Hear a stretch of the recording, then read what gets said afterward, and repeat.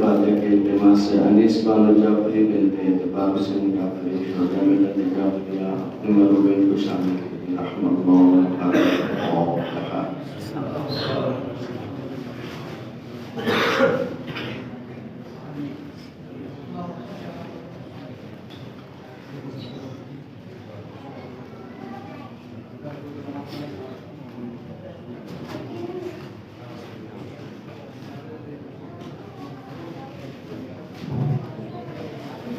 ماشاء اللہ لا حول ولا قوة الا بالله العلي العظيم۔ اعوذ بالله من الشيطان اللعين الرجيم، بسم الله الرحمن الرحيم۔ الحمد لله رب العالمين بارئ الخلائق أجمعين، ثم الصلاة والسلام على سيدنا ونبينا وشفيع ذنوبنا وطبيب قلوبنا حبيبنا وحبيب إله العالمين أبي القاسم محمد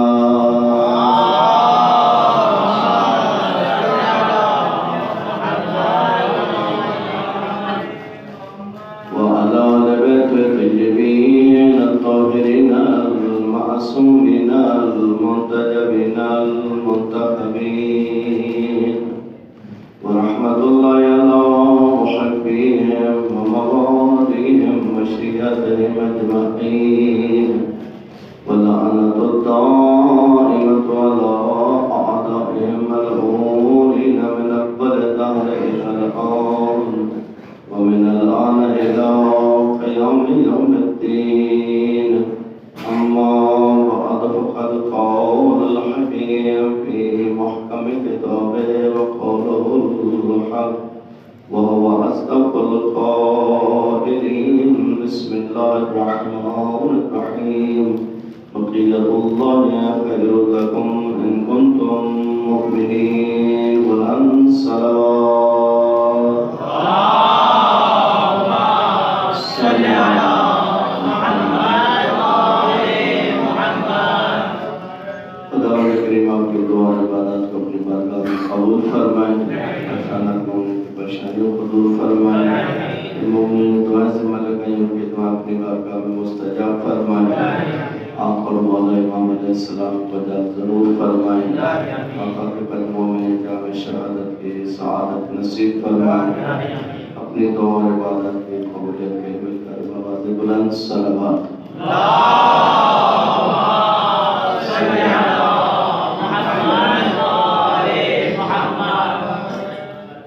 عزیزان گرامی، عصر غیبت جس کی مدت کا کسی کو بھی علم نہیں ہے، کب امام کا ظہور ہوگا یہ بات کسی عام انسان کے علم میں نہیں ہے۔ ہماری ذمہ داریاں کیا ہیں؟ امام پردہ غیبت میں ہیں، حکم الہی سے ظہور فرمائیں گے، ان کے ظہور تک اس زمانے میں جس زمانے میں ہم گزر رہے ہیں،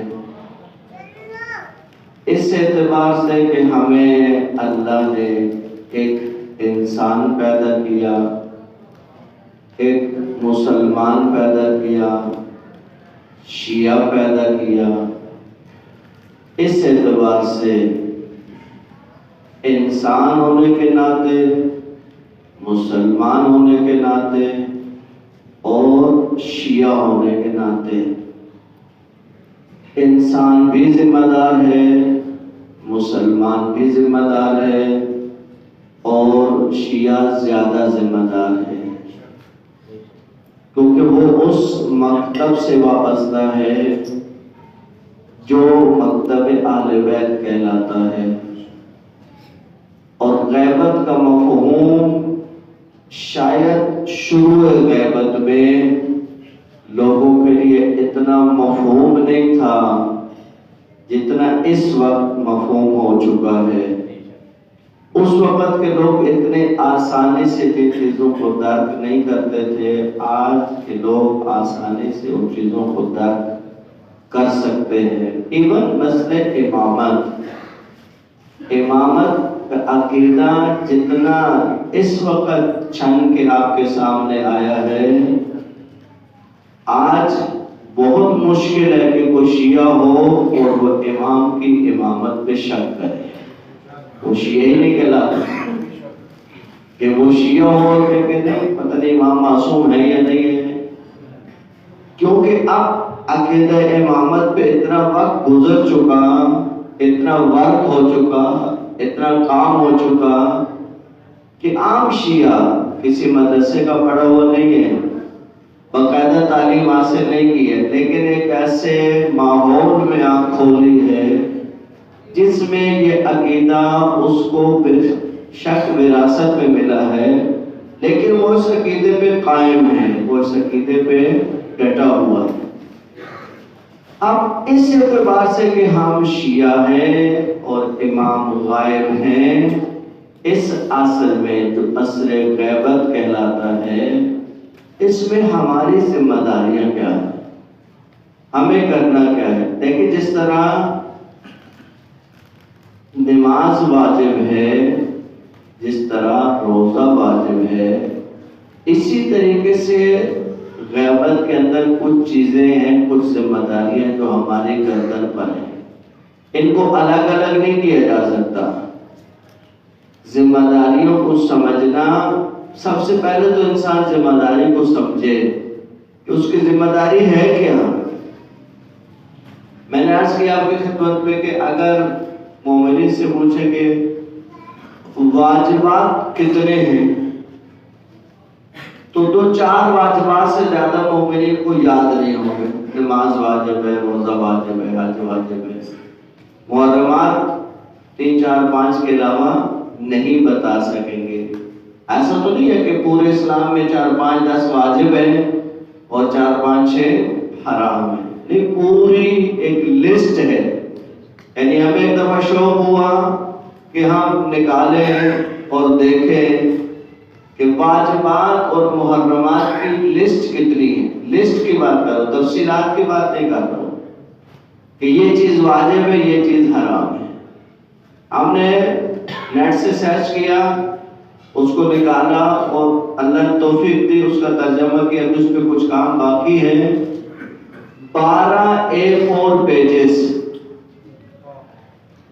12 A4 پیجز پہ صرف لسٹ ہے، یہ واجب ہے، یہ حرام ہے، یہ واجب ہے، یہ حرام ہے۔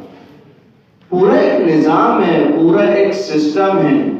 دیکھیں، میں آپ کو عرض کروں، ایک مسئلہ بھی ہے، وہ سمجھ لیں، پھر چند ذمہ داریوں کی طرف آپ کی توجہ دلاتا ہوں۔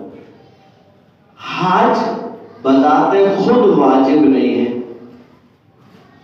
حج کب واجب ہوتا ہے؟ جب آپ کے پاس حج کے اوپر آنے جانے کے اخراجات، باقی آنے جانے کی رکاوٹیں نہ ہوں۔ ابھی کرونا کی وجہ سے پابند ہو گیا، آپ کے پاس پیسہ ہے، آپ جا سکتے ہیں، لیکن حکومت جانے نہیں دیتی، تو واجب تو رہے گا، لیکن واجب پورا کرنے کی جو شرائط ہے وہ ابھی مہیا نہیں ہے۔ حج واجب ہوتا ہے جب انسان مستطیع ہو جائے، یہ تو درست ہے۔ آیا اپنے آپ کو مستطیع کرنا واجب ہے؟ مستطیع ہو گئے تو حج واجب ہے۔ کسی نے کہا یہ کہ مولانا آپ جائیں ہماری طرف سے حج کریں، اب تو بوجھ باقی نہیں گا، اب تو جانا پڑے گا۔ لیکن آیا پیسے اکٹھے کرنا، جوڑنا، جوڑ کے رکھنا کتنے ہو جائے کہ میرے اوپر حج واجب ہو جائے، آیا شرع یہ کام کرنا واجب ہے؟ نہ واجب نہیں۔ آپ خود بخود مستطیع ہو گئے، کہیں سے پیسہ مل گیا تو حج واجب ہو جائے گا۔ حج واجب ہے لیکن اس میں استطاعت شرط ہے. لیکن شادی کے بعد خرچہ، زوجہ کا خرچہ، بچوں کا خرچہ، جی حج کے واجب کی طرح ہوا تو دے دیں گے. توجہ فرمائیے گا، حج کی طرح واجب ہے کہ ٹھیک ہے مستطیع ہو تو دے دیں گے، مستطیع ہے تو کیا کریں، ہمارے پاس نہیں ہے تو کیا کریں ہم. نہیں، واجب ہے اس خرچے کو پورا کرنا. اچھا بات تو یہ تھا کہ کوشش کرنا واجب نہیں ہے، کہ مستطیع ہونے کے لیے کوشش کرنا واجب نہیں ہے. یہاں پہ جب خرچہ گردن پہ آ گیا تو کوشش کرنا واجب ہے، کام ڈھونڈنا واجب ہے، جا کے کام کرنا ضروری ہے. اب کئی جوان ہیں وہ اپنے ہاتھوں میں سندیں لے کے پھرے، مولانا کسی آفس میں نوکری دلاتے ہیں. اچھا بھائی نوکری نہیں مل رہی تو پھر کوئی کام کر. اچھا مولانا ہم اتنا پڑھ لے کے کام کریں، اس پڑھائی کا کیا فائدہ؟ میں نے کہا آپ خود بتا دیں اس پڑھائی کا کیا فائدہ، آپ خود ہی بتا دیں اس پڑھائی کا کیا فائدہ جس کے بعد آپ کو کام نہیں مل رہا. دیکھیں انسان جب اسلام کو نہیں سمجھتا ہے، مزاج اسلام کو نہیں سمجھتا ہے. ہم میں سے کون ہے جس کا اسٹیٹس، ہم میں سے کون ہے جو مولا امیر کے خاک پا بھی ہو سکے؟ کوئی ہے؟ جتنی سندیں لے کے آ جائے. یہ ہم پڑھتے ہیں، بڑے فخر سے بیان کرتے ہیں کہ امیر المومنین یہودی کے باغ میں کام کرتے تھے. کون کام کرتا تھا؟ امیر کس کے باغ میں؟ یہودی کے باغ میں. کیا کرتے تھے؟ مولا کرسی پہ بیٹھ جاتے تھے. یہودی کے باغ میں مولا کام کرتے تھے. کام کا کیا مطلب ہوتا ہے؟ مٹی نرم کرنا، بیج ڈالنا، پانی ڈالنا، اس کی دیکھ بھال کرنا.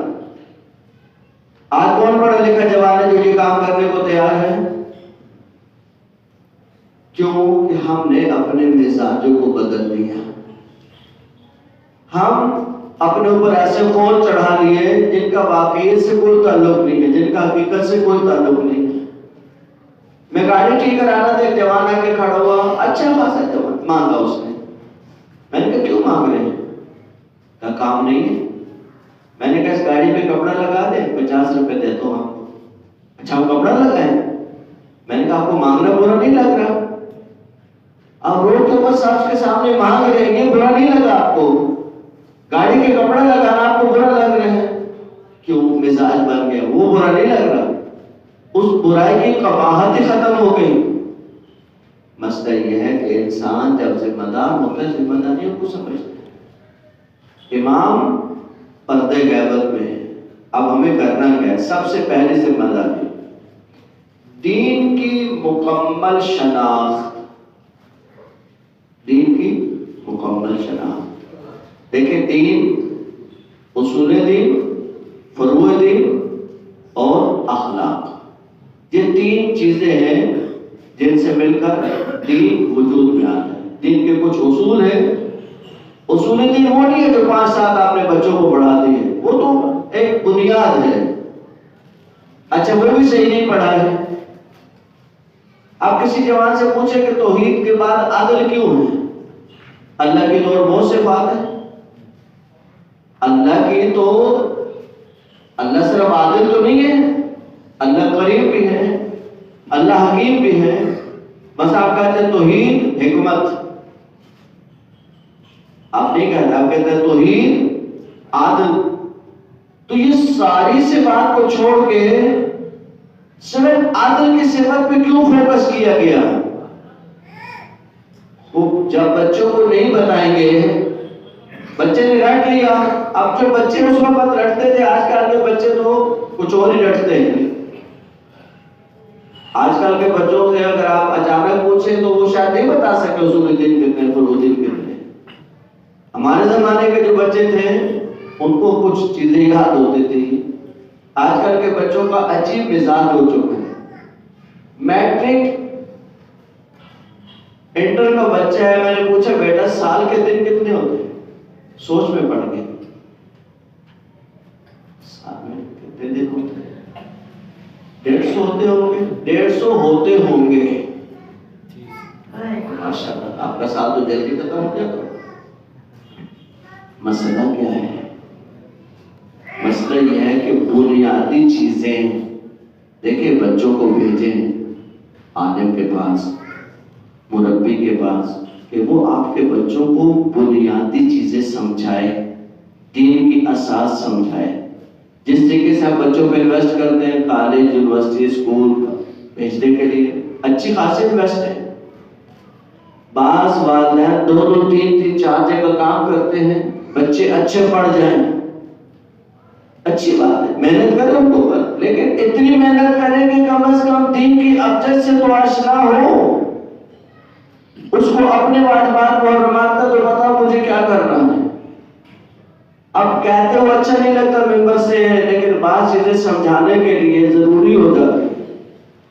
ایک عالم دین کا مزاج تھا کہ وہ جب نکاح پڑھنے جاتے، کسی جوان کا بھی نکاح، تو وہ جوان کو قریب بلا کے پوچھتے کہ بیٹا تمہیں غسل آتا ہے؟ غسل جنابت تمہیں آتا ہے؟ اب وہ اپنا فرض سمجھ کے پوچھتے، جس کو آتا ٹھیک ہے، جس کو نہیں آتا اس کو سمجھاتے کہ بیٹا نہیں، تمہیں پتا ہونا چاہیے. ایک جوان کو بلایا، پوچھا بیٹا تمہاری شادی ہو رہی ہے، تمہیں غسل جنابت آتا ہے؟ بولا یہ کیا ہوتا ہے؟ اب ان کو غصہ آیا کہ عجیب انسان ہے. اس کے والد کو بلایا کہ تو بیٹے کی شادی کر رہے ہو، کم از کم اس کو اتنا تو بتاتے کہ غسل جنابت کا ہوتا ہے. اس نے کہا وہ کیا ہوتا ہے؟ باپ نے کہا وہ کیا ہوتا ہے؟ دیکھیں یہ چیزیں آپ ان درسوں میں علامہ صادق حسن کا نام لینا ایک قسم کا اپنے اوپر فرض سمجھتا ہوں کہ یہ اس مرد مجاہد کا وطیرہ تھا. اس نے کبھی یہ نہیں دیکھا کہ لوگ کیا کہیں. انہوں نے وہ حساس ترین مسائل جو بند کمرے میں بھی نہیں بولے جا سکتے، انہوں نے ممبر پہ بیٹھ کے لوگوں کے سامنے بیٹھ کے بیان کیے. شریعت آقام شریعت. اگر آپ صحیح سوچ سے شریعت نہیں بتائیں گے تو لوگ غلط راستوں پہ شریعت کا عمل کریں گے.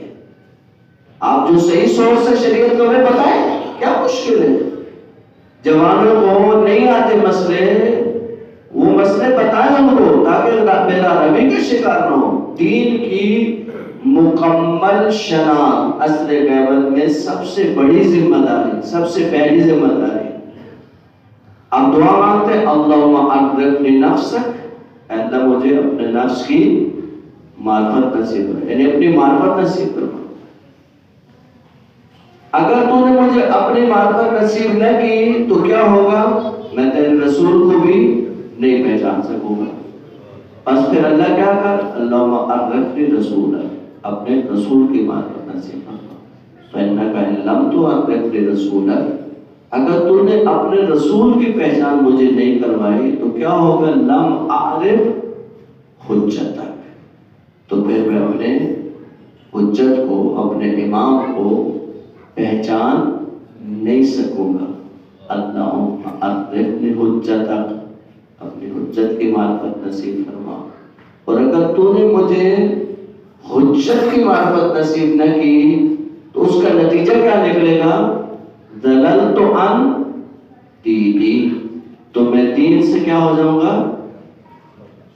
گمراہ ہو جاؤں گا، دین سے دور ہو جاؤں گا. تو اس کا مطلب یہ ہے کہ امام کی معرفت یعنی دین کی معرفت.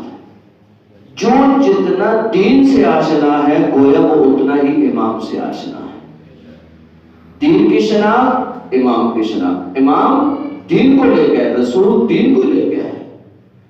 انسان جتنا دیندار ہوتا جاتا ہے، جتنا دین کے قریب ہوتا جاتا ہے، دیکھیں بعض لوگ سمجھتے ہیں کہ ہم دیندار ہیں، بہت معذرت کے ساتھ سمجھتے ہیں کہ ہم دیندار ہیں، لیکن اگر دین کو چیک کیا جائے، مولا حسین کا جملہ ہے کہ دین لوگوں کی زبانوں پہ ہوگا.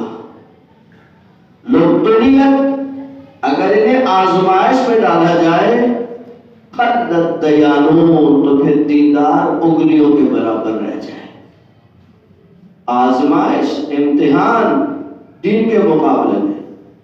ایک انسان نے غلط کام کیا، چوری کی مثلا، اسے نہیں پتا چوری کی سزا کیا ہے. آپ کو معلوم ہے کہ مولوی کے زمانے میں ایک خاتون سے گناہ سرزد ہوا، لیکن اس کا گناہ کے بعد ضمیر بیدار تھا، وہ خود آئے مولا کی خدمت میں، کہا مولا مجھ سے گناہ ہوا، طہر نہیں، مولا مجھے پاک کر، یعنی مجھے سزا دے، جو اسلامی سزا ہے وہ مجھے دے، تاکہ میں اس گناہ سے کیا ہو جاؤں، پاک ہو جاؤں۔ مولا نے اس کو کہا کہ تو نے گناہ کیا ہے، تو واپس جاؤ۔ اب کچھ عرصے کے بعد پھر آئے، مولا نے کہا کہ وہ واپس چلی جاؤ، پھر تیسری دفعہ آئی، اب چوتھی دفعہ آئی تو بچہ اس کے پاس ہے، اس گناہ کے نتیجے میں بچہ ہو چکا ہے۔ کہا کہ جب یہ چوتھی دفعہ آئی، تیسری دفعہ آئی بچے کے ساتھ، تو مولا نے کہا ٹھیک ہے گناہ تو نے کیا ہے، لیکن اس بچے کا کیا قصور ہے، تو جا اس بچے کی پرورش کر، جب بچہ بڑا ہو جائے تو پھر میرے پاس آ، میں پھر تجھے سزا دے دوں گا۔ یہ نکلی اور مایوس ہو کے نکلی، پریشان ہو کے نکلی کہ میں چاہتی ہوں کہ مجھے سزا مل جائے اور میں گناہ سے پاک ہو جاؤں۔ جب نکلی تو چہرہ پریشان تھا، ایک شخص آتا ہوا دکھائی دیا، اس نے کہا کیا ہوا؟ کہا کہ مجھ سے گناہ ہوا تھا، میں مولا کے پاس 3 دفعہ گئی اور اب مولا نے مجھے کہا جب بچہ بڑا ہو جائے تو آنا۔ اس نے کہا بچے کی ذمہ داری میں لیتا ہوں۔ یہ واپس ہے مولا کے پاس، کہا کہ یہ شخص ہے، یہ میرے بچے کی ذمہ داری لینے کو تیار ہے، مولا آپ مجھے پاک کر دیں۔ مولا نے کہا اب مجھ علی کی شرعی مجبوری ہو چکی ہے۔ وہ 3 اقرار تھے، 3 اقرار کے بعد، چوتھے اقرار کے بعد سزا نافذ ہو جاتی ہے، یعنی اس گناہ کے لیے یا 4 عادل گواہ ہوں یا انسان خود 4 دفعہ گناہ کا اقرار کرے۔ کہ اب تم نے چوتھی دفعہ اقرار کر لیا، اب مجھ علی کے پاس گنجائش نہیں بچی، اب تمہیں سزا دینا میری ذمہ داری بن گئی ہے۔ اس کو ڈانٹا وہ جو ذمہ دار بنا تھا، انہوں نے کہا تمہیں کیا مصیبت پڑی تھی، تمہیں کیا مصیبت پڑی تھی؟ یعنی بعض اوقات دین کے کام نہیں ہوتے، ہم خواہ بخواہ دین کے ٹھیکیدار بنتے ہیں، ضرورت نہیں ہوتی اس کام کی، ہم خواہ بخواہ آگے بڑھتے ہیں۔ جب انسان دین کو مکمل نہیں پہچانتا ہے، دین کو شناخت پیدا نہیں کرتا ہے، دیکھیں امر بالمعروف نہی عن المنکر واجب ہے، بے شک واجب ہے، سب پہ واجب ہے، ہاں سب پہ واجب ہے، لیکن اس کی شرائط ہے۔ اگر وہ شرائط سے آگاہ نہیں ہے تو ممکن ہے وہ معروف کو منکر سمجھ رہا ہو، منکر کو معروف سمجھ رہا ہو۔ یہ تشخیص کہ یہ معروف ہے، یہ تشخیص کہ یہ منکر ہے، یہ خود ایک مرحلہ ہے۔ آپ کو پتہ چل گیا کہ فلاں جگہ پر جو برگر ملتا ہے اس میں کوئی حرام چیز استعمال ہوتی ہے، رب آپ کو پتہ ہے، آپ پہ فرض ہے سارے شہر کو بتائیں، آپ پہ فرض ہے کہ سارے شہر کو، بھائی اس دکان سے برگر نہیں کھانا، اس میں فلاں چیز ملاتا ہے، وہ آپ پہ کھانا حرام ہے، آپ پہ پتہ چل گیا ہے، آپ نہیں کھا سکتے، لیکن آپ پہ فرض نہیں ہے سب کو بتانا۔ کس منکر کو روکنا ضروری ہے؟ جو منکر عام ہو جائے۔ کس معروف کا وہ واجب ہے؟ جو عام ہو جائے، جس کا سب نماز واجب ہے، سب کو پتہ ہے۔ جب آنکھیں کھولی پتہ چلا کہ نماز جیسے کوئی واجب ہے، جھوٹ حرام ہے، سب کو پتہ ہے جھوٹ حرام ہے۔ جو عام ہو جائے منکر اس سے روکنا واجب ہے، جو عام ہو جائے معروف اس سے روکنا واجب ہے۔ آپ کے گھر میں مہمان آیا، اس نے آپ کی شلوار اتاری اور نماز پڑھنا شروع کی، آپ کی شلوار پہن کے وہ نماز پڑھ رہے ہیں، آپ کی شلوار نجس ہے، آپ کو کنفرم پتا ہے کہ نجس ہے، اس نے نماز شروع کر دی، آپ نے فرض نہیں کہ آپ چیخنا شروع کریں بھائی اس میں نماز نہیں ہوگی، یہ نجس ہے، نہیں، اس کی نماز صحیح ہے، اس کو علم نہیں ہے، اس کی نماز صحیح ہے، آپ پہ فرض نہیں ہے بتانا۔ لیکن اگر وہ پوچھے کہ میں اس شلوار میں نماز پڑھنا چاہتا ہوں، یہ شلوار پاک ہے یا پاک نہیں، پھر آپ پہ بتانا فرض ہے۔ اب بتائیں شریعت آسان ہے، یہ چیزیں آسان ہیں، جب انسان سمجھتا نہیں ہے تو غلط طریقے سے شریعت کو ابلاغ کرتا ہے۔ بہت سے لوگ کہتے ہیں علماء کیوں چپ رہتے ہیں، یہ بولتے کیوں نہیں ہے؟ ان کو بولنا چاہیے اس وقت، یعنی جس کو آپ سمجھ رہے ہیں اگر اتنا عالم بھی نہیں سمجھتا تو وہ عالم کس چیز کا ہے؟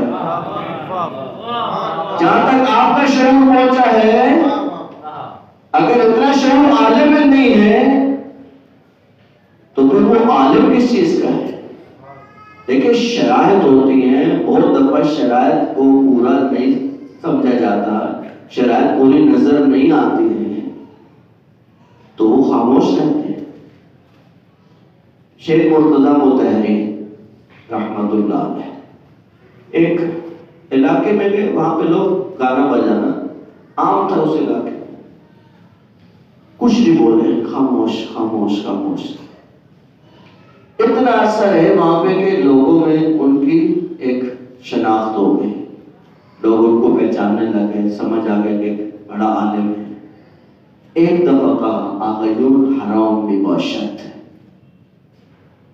کہ برادران کے کام حرام ہے، وہ چھوڑ دیے لوگوں نے۔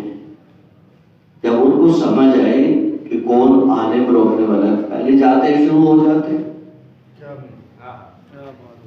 دین کو جتنا دینداروں نے نقصان دیا ہے اتنا بے دینوں نے۔ خشک مقدسی، خشک مقدس، نہ خود دین کو سمجھا، نہ دین کے تقاضوں کو سمجھا، نہ دین کی روح کو سمجھا، اور دین پھیلانے چلے۔ وہ کیا دین پھیلائے گا جس کو خود دین کی ابجد کا پتہ نہیں ہے؟ کہاں پڑھے بھائی، کس سے پڑھے، کس سے پوچھا ہے، کیا کر رہے ہیں؟ اس کا مطلب یہ نہیں ہے کہ کہیں جی آپ مولانا نے کہا کہ دین کی شرائط ہمیں تو پتہ نہیں ہے۔ نہیں، جو چیزیں واضح ہیں ان کے بارے میں بولنا ضروری ہے، جن میں کوئی شک و شبہ نہیں رہا جن کے حرام ہونے میں،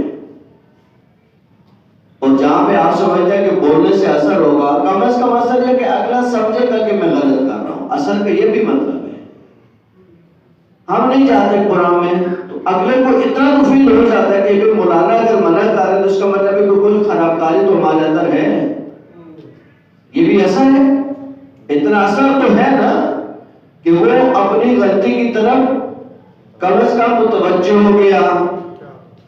اب اگر مولانا جا کے بیٹھ جائے میکس گیدرنگ میں، بہت دفعہ ہوا، بہت دفعہ یہ ہوا، اور ہم نے بعد میں ان دوستوں کو متوجہ کیا کہ جن کے اندر یہ حساسیت نہیں پائی جاتی، وہ گیا تو بیٹھے ہوئے مولانا کو کیا بولانا، بس یہ تو ماحول ایسا ہی ہو گیا، اب کیا کریں، نکاح نہیں پڑھے، نکاح پڑھے، کس نے کہا نکاح نہیں پڑھے؟ لیکن اس وقت آپ کو فون پروٹوکول مل رہے ہیں، اگر آپ پر چاہیں گے تو یہ آپ پہ پاؤں پڑ کے بھی واپس لائیں گے، یہ ساری چیزیں ختم کریں گے وقتی طور پہ، چاہے وقتی طور پہ ختم کریں، وقتی پارٹیشن کریں، یہ کریں گے، کیونکہ نکاح آپ کے بغیر نہیں ہو سکتا ہے۔ نکاح تو کوئی کسی عالم نہیں بننا ہے۔ ایک دفعہ کسی شخص نے مولانا سے کہا مولانا اب آپ کی ہمیں ضرورت نہیں ہے، تو کیا ہوا؟ کہا مولانا آپ کے دو ٹائم ہمیں ضرورت ہوتی تھی، ایک نکاح کے ٹائم اور ایک جنازے کے ٹائم۔ اب توضیح چھپ گئی ہے، کتابیں چھپ گئی ہیں، ہم دیکھ کے خود نکاح پڑھ لیں گے، خود جنازہ پڑھ لیں گے۔ تو مولانا نے کہا کہ یہ کتاب تمہارے باپ نے لکھی ہے، کسی عالم نے لکھی ہے، اور تو پھر نہیں پڑھ سکتا۔ اب صرف دیکھ کے پڑھنا معیار ہے، نکاح صرف پڑھنا معیار ہے۔ نکاح کا بیڑا غرق ہو جائے گا اگر کوئی خود جرات کرے گا، مولیوں کی دکانیں خراب نہیں کرے۔ دیکھیں معذرت کے ساتھ، نکاح صرف لفظ نہیں ہوتے جو پڑھے جاتے ہیں، ان کی کچھ شرائط ہوتے ہیں جو ہر بندہ ان کی رعایت نہیں کر سکتا۔ میں مثال دیتا ہوں، ایک گزشتہ زمانہ ہوتا ہے، اس کو ہم کیا کہتے ہیں؟ ماضی۔ ایک حال ہے اور ایک مستقبل ہے۔ آپ کہیں میں نے نکاح پڑھا تھا، تو آپ تو بھی نکاح پڑھ رہے ہیں۔ انکحتو کا جو صیغہ ہے اس کا مطلب ہے کہ میں نے گزشتہ زمانے میں نکاح پڑھا تھا، ابھی تو نکاح تو ابھی ہو۔ اب اس کا کیا مطلب ہے کہ آپ پڑھے صیغہ ماضی کا اور ارادہ حال کا کریں، اس کو فقہ میں قصد انشاء کہتے ہیں۔ اب قصد انشاء چلو ہماری تو پریکٹس ہے، ہمیں تو ہر وقت کہیں نہ کہیں پڑھنا ہوتا ہے، ہماری تو پریکٹس ہو گئی۔ اب جو پہلی دفعہ پڑھنا چاہتا ہے وہ کیا پریکٹس کرے گا؟ غلط ہو جائے گی پریکٹس۔ ایسا نہیں ہوتا کہ صرف لفظوں سے چیزیں مسئلے حل ہو جاتے ہیں۔ دین کی مکمل مکمل شناخت، آپ ایک بات سے اندازہ لگائیں، پیغمبر کو دین پہنچانے پہ کتنے سال لگے؟ بہت توجہ کیجیے گا، دین کتنے سالوں میں پہنچا؟ 23 سال میں۔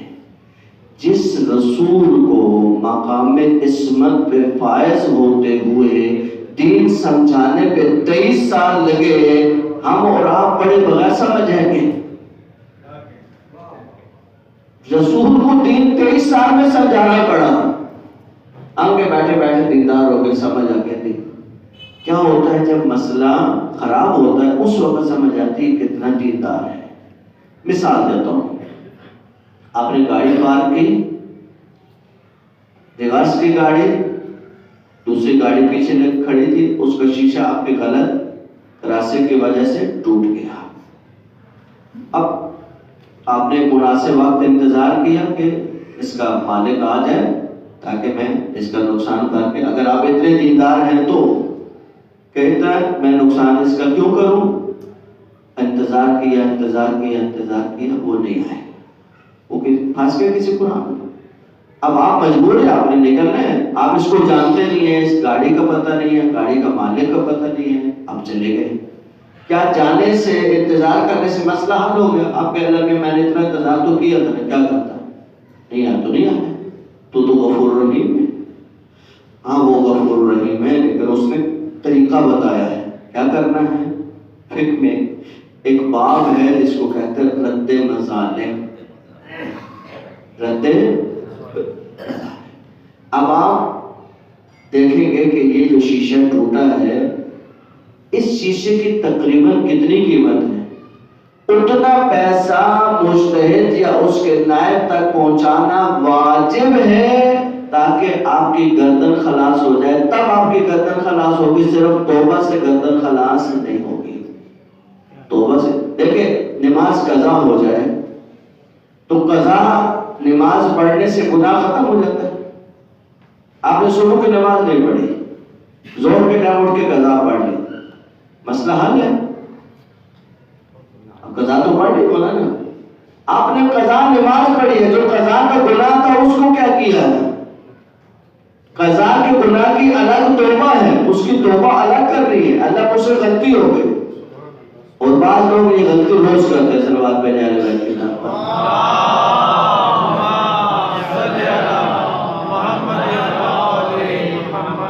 بہت سے لوگ اس پریکٹس میں ہیں۔ اللہ سے ڈریے، اللہ کا خوف کیجیے۔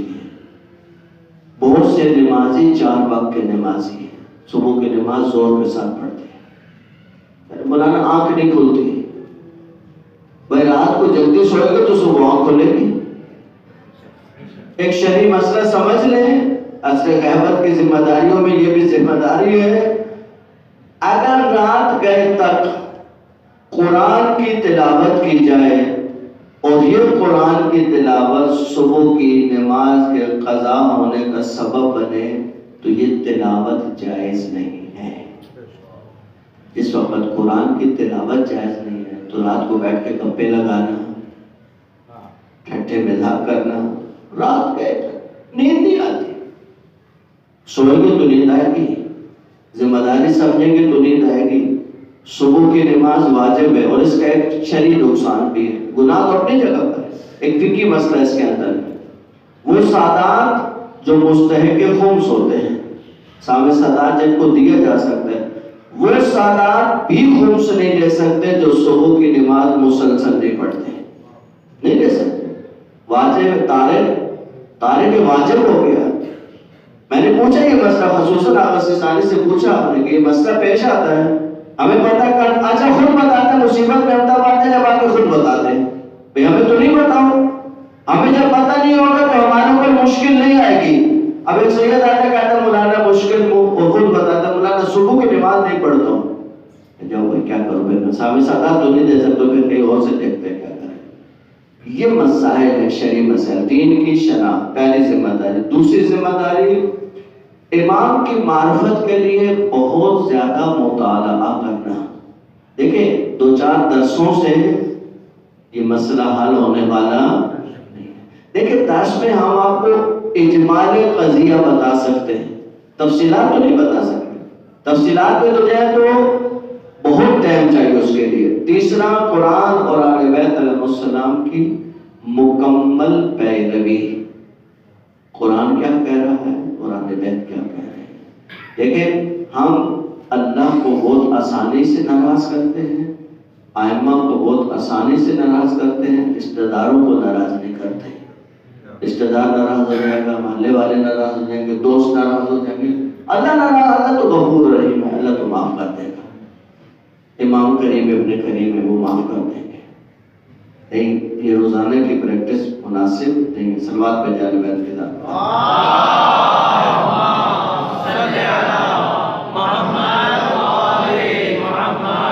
امام اور قرآن کی پیروی کے لیے ان برحق علماء کی پیروی ضروری ہے جو آپ کو بتائیں گے کہ آپ نے اس وقت کیا کرنا ہے، آپ کی کیا ذمہ داری ہے۔ دیکھیں، آپ کسی مسئلے میں آپ میں اختلاف ہو جائے، کس کے پاس جائیں گے؟ کون بتائے گا کہ آپ صحیح ہیں یا آپ صحیح ہیں؟ یہ بہت مشہور واقعہ نجف کا، ظاہراً شیخ مفید کا اور سید مرتضیٰ علم الہدیٰ کا۔ سید مرتضیٰ خود صاحب نظر مجتہد تھے، شیخ مفید ان کے استاد تھے۔ نہ ان سے کوئی بڑا تھا نہ ان سے وہ بڑا تھا، دونوں اپنے زمانے کے بڑے لوگ ہیں، ایک مسئلے میں اختلاف ہو گیا۔ اب سید مرتضیٰ سے اوپر بھی کوئی نہیں ہے جو کہے کہ نہیں شیخ مفید ٹھیک کہہ رہے ہیں، اور شیخ مفید سے اوپر کوئی نہیں ہے جو کہے کہ نہیں سید شیخ صحیح کہہ رہے ہیں۔ مسئلہ کیا ہے کہ بارش آ رہی ہے، نیچے نالا ہے، نالے سے کتا جو ہے وہ گزرتا ہے اور کتے کے جسم پہ بارش کا پانی لگ کے نالے میں گرتا ہے۔ یہ جو کتے کے بدن سے پانی ٹچ ہوا ہے اور نالے میں کہہ رہے ہیں یہ پانی نجس ہے یا پاک، یہ مسئلہ ہے، ایک مفروضہ سمجھنے ایک مسئلہ ہے۔ شیخ مرتضیٰ کہتے ہیں یہ پانی پاک ہے کیونکہ بارش کا پانی جاری ہوتا ہے اور جاری پانی ٹچ بھی ہو جائے تو نجس نہیں ہوتا ہے۔ شیخ مفید کہتے تھے بارش جو ہوتی ہے وہ ہر قطرہ الگ ہوتا ہے، وہ سلسلہ ٹوٹ جاتا ہے۔ اب نہ ان کی کم دلیل ہے نہ ان کی کم دلیل ہے، دونوں ایک دوسرے کو قائل نہیں کر سکے، کیا کریں، کس کے پاس جائیں؟ بھئی میرا اور آپ کا مسئلہ ہوگا تو ہم آغا سستانی کے جائیں گے، آغا سستانی اور خامنہ کے درمیان مسئلہ ہو جائے تو وہ کس کے پاس جائیں گے؟ اب یہ دونوں کیا کرتے ہیں؟ دیکھیں، امام سے عشق، امام سے محبت، امام پر اطمینان کس منزل پر ہے، دونوں کہتے ہیں آئیں مولا امیر سے پوچھتے ہیں۔ مولا تو دنیا سے جا چکے ہیں، مولا کیا بتائیں گے آپ کو؟ لیکن نہیں، جب دل مطمئن ہو اور انسان معرفت میں ڈوبا ہوا ہو، آتے ہیں، دونوں آتے ہیں، نماز توسل، دعائے توسل، اس کے بعد کہا مولا آپ بتائیں مسئلہ کون حل کرے گا؟ کہا قبر سے باقاعدہ آواز آئی، الحق مع ولدی والشیخ معتمدی، حق تو میرے بیٹے کے ساتھ ہے، جو سید مرتضیٰ کہہ رہے وہ ٹھیک کہہ رہے ہیں، لیکن شیخ بھی ہمارا بااعتماد آدمی ہے۔ دونوں کو امام نے ریجیکٹ کیا، حق بھی بتا دیا، دونوں کی منزل بھی بتا دی، شیخ مفید کا مقام بھی بتا دیا، شرعی مسئلہ بھی حل ہو گیا۔ اس زمانے میں ہماری ذمہ داری ہے کہ ہم ان علماء برحق کی طرف جائیں جو ہمیں بتائیں کہ ہمیں ان مسائل میں کیا کرنا ہے۔ دیگر مسلمانوں کے ساتھ اتحاد اور وحدت کی فضا کو برقرار رکھنا اصل غیبت کی ذمہ داریوں میں ذمہ داری ہے، خصوصاً وہ مسلمان جو امام اصل کے انتظار میں ہے۔ ہر مسلمان انتظار میں ہے جو خصوصاً اس عقیدے کے مالک ہیں، ان کے ساتھ وحدت کی فضا کو قائم رکھنا، لوگوں کو دین سے آگاہ کرنے کے لیے اور اپنے آپ کو فطری طور پر آمادہ رکھنا تاکہ لوگوں کو انحرافات، شبہات اور غلط چیزوں سے دور رکھا جا سکے۔ دیکھیں لوگ انحرافات کا شکار ہوتا ہیں، لوگ منحرف ہو جاتے ہیں، لوگ شبہات میں پڑ جاتے ہیں۔ شبہ کو شبہ کیوں کہتے ہیں؟ مولا امیر کا جملہ، مولا فرماتے ہیں شبہ کو شبہ اس لیے کہتے ہیں شبہ بالحق کیونکہ اس کی شکل حق کے ساتھ ملتی جلتی ہے۔ انسان باطل کی طرف نہیں جاتا، شبہے میں پڑتا ہے، باطل کو حق سمجھ کے اس پر عمل کرتا ہے۔ سلوات بھیجے امام کی ذات پر۔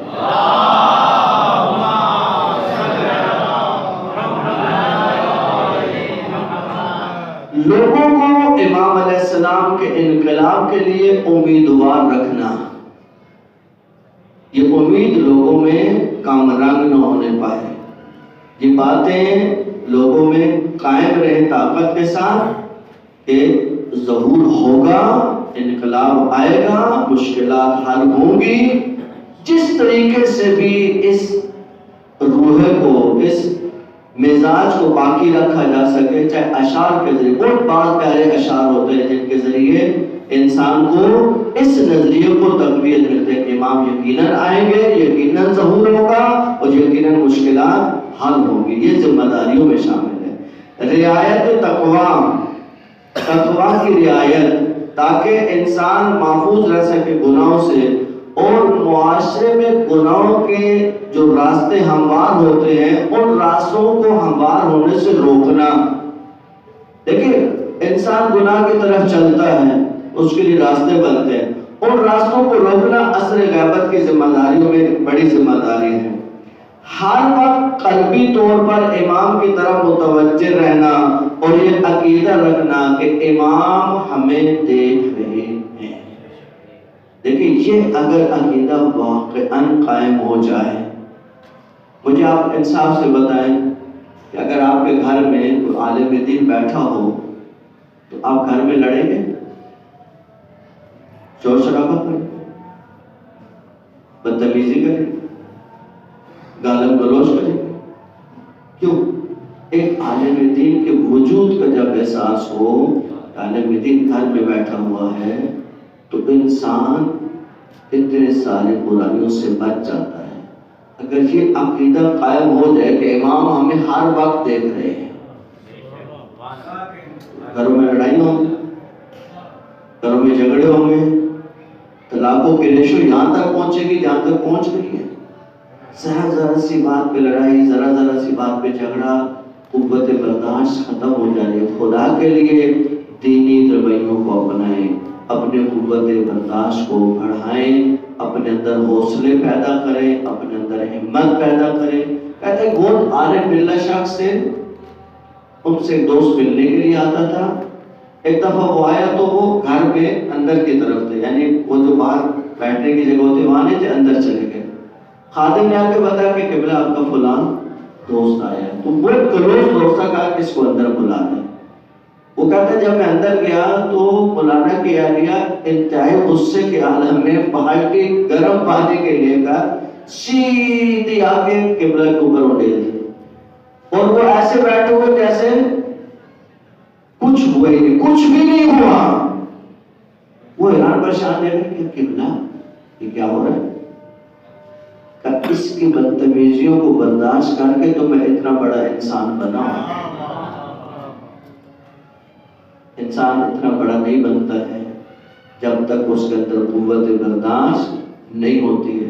بعض انبیاء کے زوجاؤں کا قرآن نے تذکرہ کیا ہے، لوگ پوچھتے ہیں انبیاء نے ایسی زوجاؤں سے شادیاں کیوں کی؟ انبیاء کو بڑے مرتبے چاہیے تھے، بڑے مرتبوں کے لیے بڑی برداشت چاہیے ہوتی ہے۔ وہ بڑی برداشت تب بھی ہوتی ہے کہ کوئی بدتمیزی کرے تو برداشت کرے انسان۔ صلوات پہ جانے میں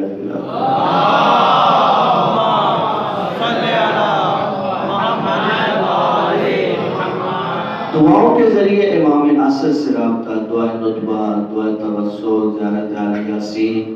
دیکھیں زیارت اہل یاسین کے بارے میں علماء کہتے ہیں کہ جو شخص روزانہ کی بنیاد پر زیارت اہل یاسین کی تلاوت کرے وہ مستجاب الدعویٰ ہو جاتا ہے۔ مستجاب الدعویٰ کہتے ہیں وہ شخص جو دعا کے لیے ہاتھ اٹھاتا ہے اور اللہ اس کی دعا کو قبول کر لیتا ہے، وہ شخص مستجاب الدعویٰ ہو جاتا ہے۔ مبارک حدیث، کرامات اور فضائل مناقب امام علیہ السلام کو بیان کر کے لوگوں کو امام علیہ السلام کی طرف متوجہ رکھنا، یہ عصر غیبت کی ذمہ داریوں میں بڑی ذمہ داری ہے۔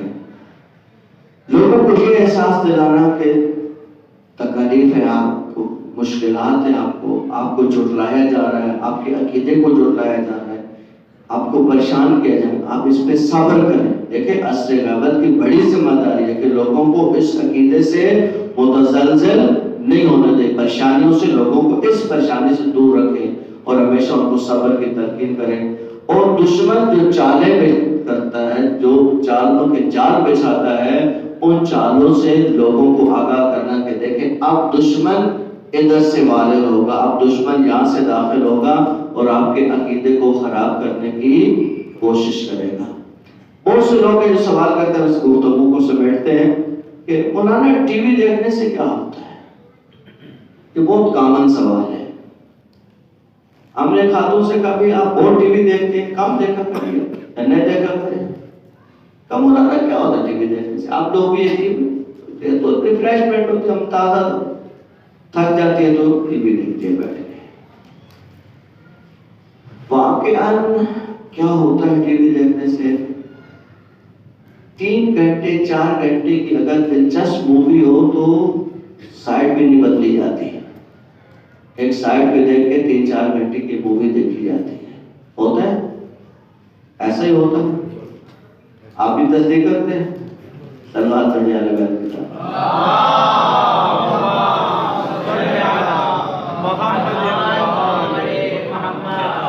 3-4 گھنٹے کی مووی میں تو سائٹ نہیں بدلی جاتی، جب تو کومیل شروع ہوتی ہے تو 10 منٹ کے بعد صفحے گنتے ہیں کتنے رہ گئے، کب ختم ہوگی۔ یہ ہوتا ہے ٹی وی دیکھنے سے، انسان روحانیت سے دور ہو جاتا ہے۔ میں آپ کو پوری ذمہ داری سے جملہ کہتا ہوں، آپ 1 گھنٹہ دعائے کومیل سنیں، انتہائی دل لگا کر خوب گریا کریں، آپ کے اندر ایک روحانیت، ایک نورانیت پیدا ہو جائے گی، جس روحانیت اور نورانیت کو آپ خود احساس کریں گے۔ جا کے صرف ایک ایڈ ٹی وی کا دیکھ لیں، وہ نورانیت زیرو ہو جائے گی، وہ نورانیت ختم ہو جائے گی۔ دیکھیں اس بات کو سمجھیں۔ آپ مجھے بتائیں ان ایڈز کے اوپر کتنا خرچہ ہے؟ یہ پاگل کے بچے ہیں، یہ دیوانے ہیں جو کروڑوں روپے خرچ کر رہے ہیں۔ ایک ایڈ جو ریپیٹ ہوتا ہے، یعنی خبرنامے سے پہلے بعض ایڈ 2-3 دفعہ ریپیٹ ہوتے ہیں، وہ زیادہ پیسہ دیتے ہیں، وہ ریپیٹ کرتے ہیں۔ ان ایڈز کو لوگ دلچسپی سے دیکھتے ہیں، ریپیٹ کے باوجود بھی دیکھتے ہیں، اور وہ اس میں کروڑوں روپے خرچ کرتے ہیں۔ تو یہ پاگل تو نہیں ہے، یہ دیوانے تو نہیں ہے۔ اس کے اندر اٹریکشن پیدا کرنے کے لیے آپ لوگ جو مذہبی اشتہار بنواتے ہیں، بعض اشتہار ایسے ہوتے ہیں جن کو دیکھنے کو دل نہیں کرتا ہے، جن کو پڑھنے کو دل نہیں کرتا ہے۔ جب آپ کے اشتہار میں اٹریکشن نہیں ہے تو آپ کے قرآن میں آئے گا وہ جس کو دیکھنے کو بندے کا دل نہیں کر رہا، وہ اتنا کام کرتے ہیں باطل چیزوں کے لیے کہ لوگوں کی آنکھیں چپ جاتی ہیں، چیزوں میں لوگوں کی آنکھیں کھڑی ہو جاتی ہیں، اور ہم دین کے کاموں میں اتنے سست ہوتے ہیں۔ اب اللہ نے اشتہار کے اعلان نہیں کرنا ہے، اعلان تو ہو گیا، نہیں وہاں سے سیکھے کم از کم اتنا تو سیکھیں، اتنا تو سیکھیں کہ وہ باطل کی ترویج کے لیے ماہرین کو لاتے ہیں، ماہر ترین لوگوں کو دیتا ہے کہ اس میں کون سا کلر اٹھے گا، اس کی بیک گراؤنڈ کون سی بنائی جائے گی تو لوگوں کی زیادہ اٹریکشن کا سبب بنے گا۔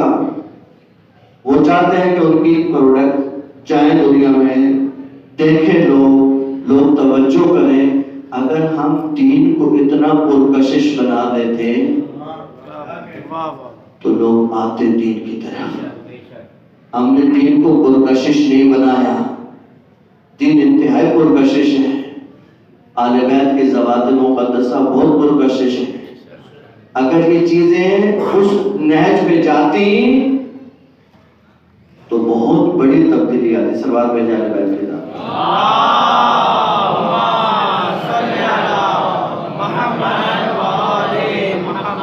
امام سے اظہار محبت اور امام کے نزدیک ہونے کی خاطر ثواب اور خیر کے ایسے کام کرنا جس سے امام خوش ہو، مثلا ایسی عمارتیں تعمیر کرنا جس سے عام پبلک کو فائدہ ہو، وہ مختلف چیزیں ہو سکتی ہیں۔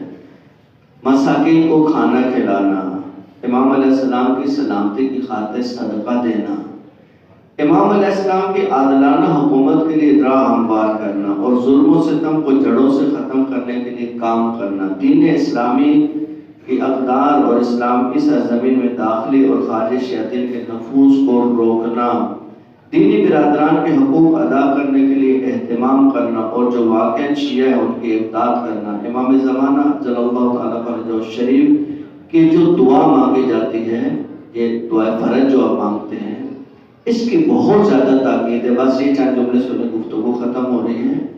اس دعا کے بہت فوائد ہیں۔ سب سے بڑا فائدہ، پہلا فائدہ یہ ہے کہ امام نے اس کی خود تاکید کی ہے، اس تاکید پہ عمل ہوتا ہے اس دعا کو کرنے سے۔ دعا سے نعمتوں میں اضافہ ہوتا ہے، دعا کے ذریعے قلبی محبت کا اظہار ہوتا ہے، دعا انتظار کی علامت ہے، دعا گویا امر ائمہ کو زندہ کرنا ہے، یعنی امام نے حکم دیا اور اس پہ ہم عمل کرتے ہیں۔ دعا سے شیطان کو وحشت اور ناراضگی ہوتی ہے، شیطان دعاؤں سے بہت بھاگتا ہے۔ آخری زمانے کے فتنوں سے انسان کو نجات ملتی ہے، انسان کسی حد تک امام علیہ السلام کے حق کو ادا کر سکتا ہے۔ دعا کے ذریعے انسان اللہ اور دین کی تعظیم بجا لاتا ہے، کیونکہ اللہ نے حکم دیا دعا کرنے کا۔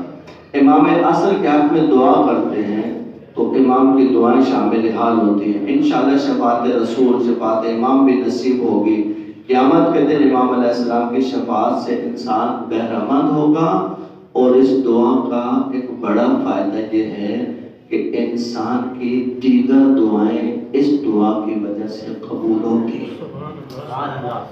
عزیزان کوشش کیجیے، دیکھیں حصہ بقدر جسہ، جتنا کچھ کر سکتے ہیں، قطرہ قطرہ مل کے دریا بنتا ہے۔ اب یہ نہیں سوچے کہ میں یہ چھوٹا سا کام کر رہا ہوں تو اس کا کیا فائدہ، نہیں، اس کا بہت فائدہ ہے، بہت فائدہ۔ دیکھیں بولتے رہیے، حق بات کہتے رہیے۔ ایک واقعہ عرض کر کے تاکہ اس گفتگو کو سمیٹنے کے لیے آپ کو تھوڑی تقویت ملے۔ ہم بھی کبھی یہ سوچتے تھے جب ہم خصوصاً قوم سے آئے کہ ہمارے بولنے سے کیا فرق پڑتا ہے، ہم نے گفتگو کی کیا فرق پڑا۔ یہ خیالات باطلہ ہمارے ذہن میں بھی تھے کسی زمانے میں۔ پنڈی میں اچھی طرح مجھے یاد ہے کہ جمعہ پڑھاتا تھا جب میں، تو جمعے کے اختتام پر یعنی خطبے کے اختتام پر 1 یا 2 منٹ کے مسائل پڑھتا تھا۔ میرے لیے 2 منٹ کے مسائل پڑھنا بہت مشکل ہے، میں 20-25 منٹ مسائل پڑھتا ہوں، تو مجھے بہت کنٹرول کر کے 2-4 جملے لے کے آنے پڑتے تھے کہ مسائل بھی ہو جائیں اور دعا بھی، ٹائم بھی کنٹرول میں رہے۔ یہ ایک روٹین تھی سوا ولادت کا یہاں پہ۔ ایک جمعہ ختم ہوا اور جمعے کے بعد اگلے دن ہفتے کے دن ایک جوان آیا، اس نے کہا کہ مولانا کل میں تو جمعے میں نہیں تھا، آپ نے کیا خطبہ میں کیا کہا؟ وہ خطبہ سارا تھوڑی یاد ہوتا ہے کہ کیا بولا، وہ بہت سمجھ آتا ہے بولتے گئے۔ کہا نہیں، وہ آخر میں جو آپ دعا کراتے اس میں کیا تھا، مسائل میں کیا تھا؟ میں نے تھوڑا ذہن پہ زور دیا، میں نے کہا شاید وہ امام علیہ السلام کا جب سارے اقدس لے گیا تو یزید شراب پی رہا تھا، یہ والے مسائل میں نے پڑھے۔ اس نے کہا قبلہ آپ کو اندازہ نہیں ہے کہ آپ کے اس جملے سے کیا کام ہو گیا ہے۔ کیا ہوا ہے؟ کہ آپ کسی مسجد میں ایک جوان آتا ہے جو پکا نمازی ہے، وہ پکا شرابی، نہ نماز چھوڑتا تھا نہ شراب چھوڑتا تھا، شراب اس کے منہ کو لگی ہوئی تھی۔ کہا کہ بہت دفعہ ہم نے اس کو سمجھایا، بہت دفعہ اس کو منع کیا، کتنے واقعات اس کو سنائے، اس پہ اثر نہیں ہوتا تھا، اس کو اسی منہ سے شراب چھوڑتی نہیں تھی۔ پکا نمازی تھا، آپ کی مسجد میں پکا نمازی، نہ جمعہ چھوڑتا ہے نہ نماز چھوڑتا ہے، لیکن یہ والا گناہ اس سے نہیں چھوٹا تھا۔ لیکن نہیں معلوم امام کی مظلومیت نے کہاں پہ جا کے اس کے اوپر اثر کیا کہ یہ اٹھا، مسجد سے گھر گیا، اس کمرے کو دھویا، وہ سارے نجس برتن توڑے، اس کو دھو کے صاف کر کے اسی جگہ بیٹھ کے گھنٹوں امام کو پرسا دیا۔ عزیزان بعض لوگ آج نافام آپ کی صفوں میں داخل ہو گئے ہیں جو کہتے ہیں زیادہ رونے سے کیا ہوتا ہے، اتنا نہیں رلایا کرے لوگوں کو، کم رلایا کرے لوگوں کو۔ لعنت ہو تمہاری سوچوں پر، لعنت ہو تمہاری فکروں پر۔ انبیاء نے مقامات پیدا کیے رو کر، انبیاء نے مقامات پیدا کیے۔ دیکھیں انبیاء کو جتنے مراتب ملے ہیں 2 وجہ سے ملے ہیں، امام حسین میں زیادہ گریہ اور امیر المومنین کی ولایت۔ حضرت ابراہیم کا مشہور ترین واقعہ کہ جب ابراہیم کی قربانی ہو چکی اور اللہ نے قربانی کو دمبے میں تبدیل کیا، حضرت ابراہیم نے اللہ سے کہا کہ اللہ میں تو اپنے بیٹے کو لے کے آیا تھا، میں تو اپنے بیٹے کو ذبح کرنا چاہتا تھا، اللہ تو نے میرے بیٹے کو بچا کے دمبے کو ذبح کرا کے اتنا اجر مجھے دیا، اگر میرا بیٹا ذبح ہوتا تو مجھے کتنا اجر ملتا۔